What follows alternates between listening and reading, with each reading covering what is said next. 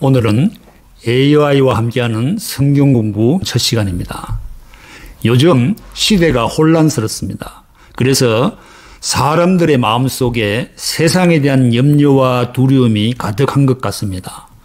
혼탁하고 어지럽고 음흉한 영이 이 세상에 가득하고 그것이 하여금 하나님을 대적하게 내몰고 있는 것처럼 보입니다.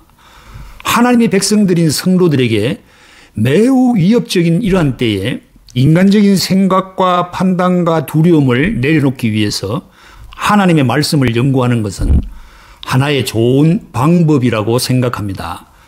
말씀 연구를 통하여 이 세상의 모든 것을 하나님께서 주관하고 계심을 확신하게 되면 아무리 어려운 일을 만나더라도 모든 것을 이겨나갈 수 있다고 생각합니다.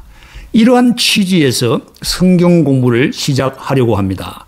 그래서 택한 주제가 마태복음이 신약의 첫 성경으로 등장하는 이유입니다.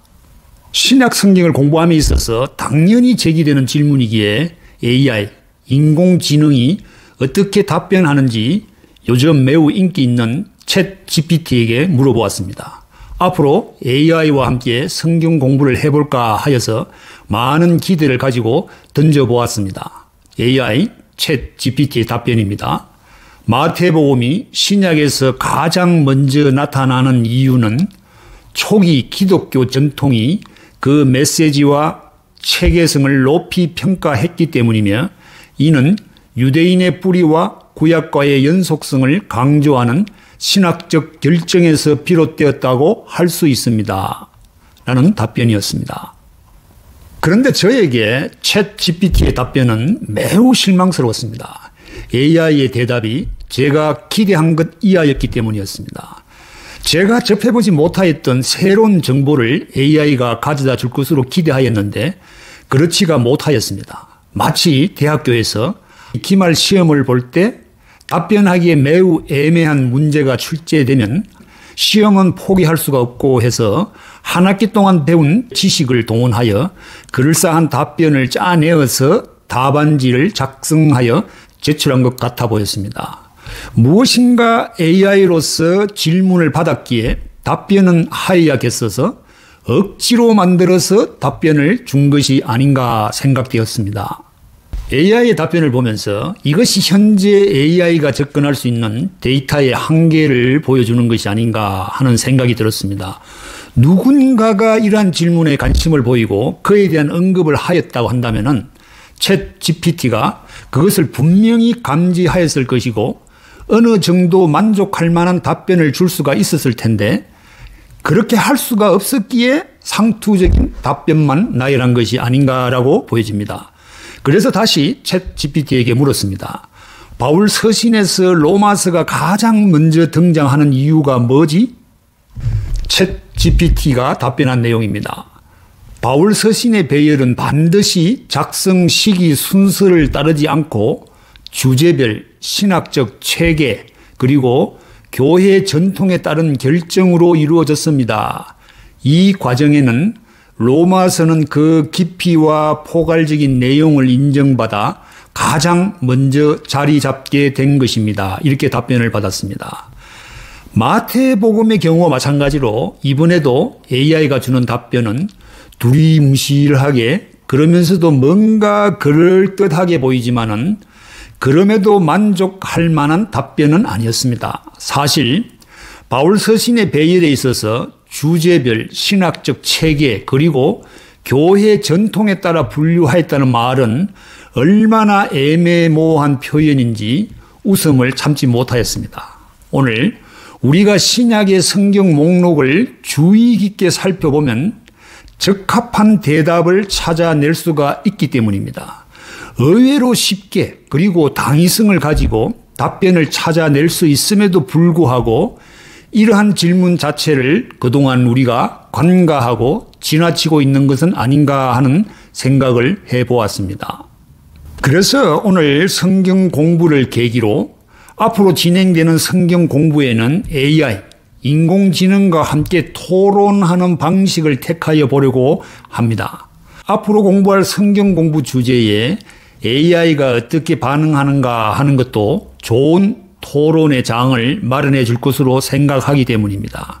오늘 택한 주제인 마태복음이 신약의 첫 성경으로 등장하는 이유, 이것은 중요한 이슈를 제공할 수 있는 근본적인 문제를 담고 있습니다. 그래서 쉽게 지나치고 넘어갈 성격의 질문이 아닙니다. 제가 미국에서 공부할 때 학위 논문을 제출한 후에 논문을 심사받는 과정에서 이 질문과 연관된 이슈를 미처 생각하지 못하고 지나침으로 말미암아서 제 인생에 굉장한 위기를 초래한 적이 있기 때문입니다. 제가 그랬던 것처럼 많은 신학자들과 성도들도 이 질문에 큰 관심을 기울이지 않고 복음서에 접근하고 있다고 생각합니다. 그런데 이 질문에는 의외의 복병이 숨어 있습니다. 어떻게 신약 성경의 복음서에 접근하느냐에 따라서 성경 해석에 엄청난 차이를 가져옵니다. 그래서 이 질문을 통하여 신약 성경 27권에 대한 새로운 안목이 열려지게 되는 계기가 되기를 바라면서 이 질문에 접근해 보기로 하겠습니다. 마태복음이 신약 성경의 첫 성경으로 등장하는 이유가 무엇일까요? 먼저 기록되었기 때문에 기록된 순서대로 배열된 것일까요? 이 문제를 살펴보기 위해서 우선 마가복음과 마태복음을 살펴보기로 하겠습니다. 두 복음서는 매우 비슷한 시각으로 예수 그리스도에 대한 이야기를 기술하고 있을 뿐만 아니라 이야기 전개 순서도 거의 비슷합니다. 공간보험이라고 하지요. 동일한 관점으로 예수님의 일대기를 기록하고 있는 복음서들입니다. 따라서 마태복음이 마가복음보다 먼저 배열되어 신약 성경의 첫 권으로 나오는 것은 마태복음이 먼저 기록되었기 때문으로 생각할 수가 있습니다. 하지만 이와는 정반대로 마가복음이 마태복음보다 먼저 기록되었다는 주장, 다시 말하면 마가복음 우선설입니다. 이 마가복음 우선설이 현대 신학계를 주도하고 있습니다. 마가복음에 근거하여서 마태복음이 기록되었다는 정황이 두 복음서를 비교 분석하여 보면 확연하게 드러나고 있기 때문입니다. 그만큼 마가복음이 먼저 기록되었다는 주장에 대한 합리적이고 논리적 근거가 제기되고 있다는 이야기입니다. 그래서 신약 학계에서 마가복음이 먼저 기록되었다고 보는 마가복음 우선설이 대세를 이루고 있습니다. 여기에서 장황하게 설명을 드릴 수는 없지만은 오늘날 신약 신학계에서는 이러한 주장이 가설이 아니고 정설인 것처럼 받아들여지고 있는 것이 사실입니다. 그렇다면 마태복음이 마가복음보다 먼저 기록되었다는 증거는 매우 희박하고 또 그것을 주장하는 학자는 매우 소수임에도 불구하고 신약 성경에 제일 먼저 등장하는 이유가 무엇일까요? 여기에 대한 해답은 신약 성경에서 의외로 쉽게 발견할 수가 있습니다. 비슷한 경우가 바울 서신에서 발견되기 때문입니다. 바울 서신을 보면은 로마서가 제일 먼저 등장하는데 그 이유가 무엇일까요? 로마서가 바울 서신 중에서 가장 먼저 기록되었기 때문에 그럴까요? 아니면은 신학적으로 제일 중요한 주제를 다루고 있기 때문에 그럴까요? 제 생각으로는 두 경우 다 적절한 답변은 아닌 것으로 봅니다. 먼저 로마서는 바울 서신 중에서 가장 먼저 기록된 성경이 절대로 아닙니다. 로마서는 데살로니가 서신보다 훨씬 후대의 기록입니다. 뿐만 아니라 다른 바울 서신보다 기록 연대가 뒤로 밀리는 후대 바울 서신에 속합니다. 또한 로마서가 신학적으로 중요한 주제를 다루고 있는 서신이라고 한다면 왜 오늘날까지도 바울 신학계에서 로마 서신을 기록한 목적이 무엇인지에 대한 논쟁이 계속되고 있을까요? 그러니까 신학적인 이유도 기록 연대도 로마서가 제일 먼저 나타나는 이유가 아님을 암시하고 있다고 생각합니다. 그렇다면 로마서가 제일 먼저 바울 서신에 등장하고 있는 이유는 무엇일까? 어려운 문제일 수도 있지만은 자세히 보면은 의외로 쉽게 그 이유를 발견할 수가 있습니다. 쉽게 발견할 수 있는 특성이 바울 서신이 나타나고 있는데 이러한 특성은 바울 서신에서 뿐만 아니라 신약 성경 전체에서도 일관되게 나타나고 있습니다. 무슨 말인지 구체적인 사실을 바탕으로 살펴보도록 하겠습니다. 로마서가 먼저 나타난 이유는 바울 서신 각 건의 길이를 비교해보면 파악할 수 있습니다. 로마서는 다른 바울 서신서들보다 그 내용이 길기 때문에 먼저 나오는 것이 아닌가라는 생각을 할 수 있습니다. 다른 바울 서신들의 배열 순서를 이 길이를 기준으로 살펴보면 이 주장은 매우 타당한 것으로 보입니다.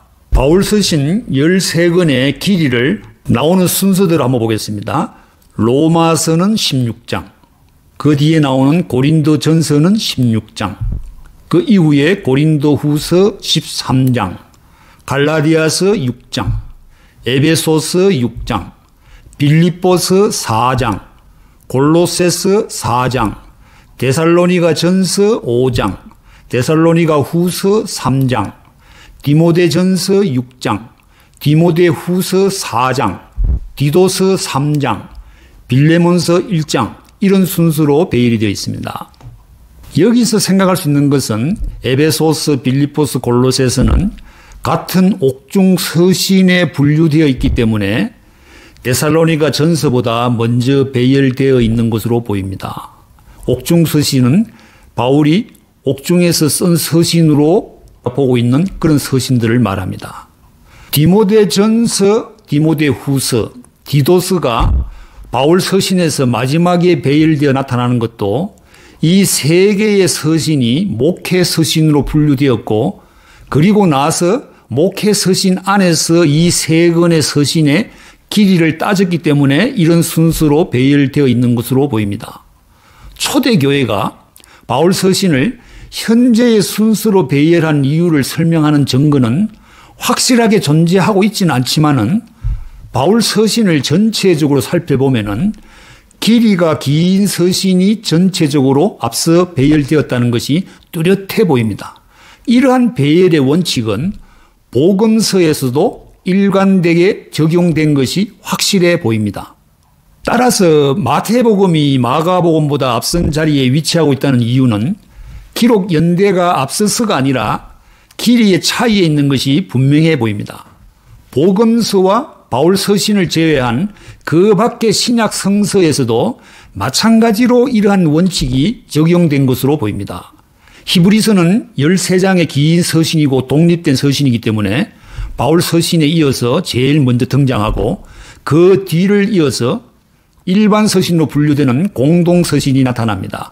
공동 서신, 일반 서신은 무엇인가 하면은 바울 서신에 보면은 수신자가 다 지정되어 있습니다. 고린도 교회 교인들, 로마 교회 교인들, 데살로니가 교회 교인들 이렇게 수신자가 지정되어 있지만은 일반 서신에 나타나는 수신자는 특정되어 나타나고 있지 않기 때문에 이 서신들을 우리가 일반 서신 또는 공동 서신으로 부르고 있습니다. 이러한 공동 서신도 길이를 기준으로 배열된 것이 확실해집니다. 야고보서 5장, 베드로전서 5장, 베드로후서 3장, 요한 1서 5장, 요한 2서 1장, 요한 3서 1장, 유다서 1장.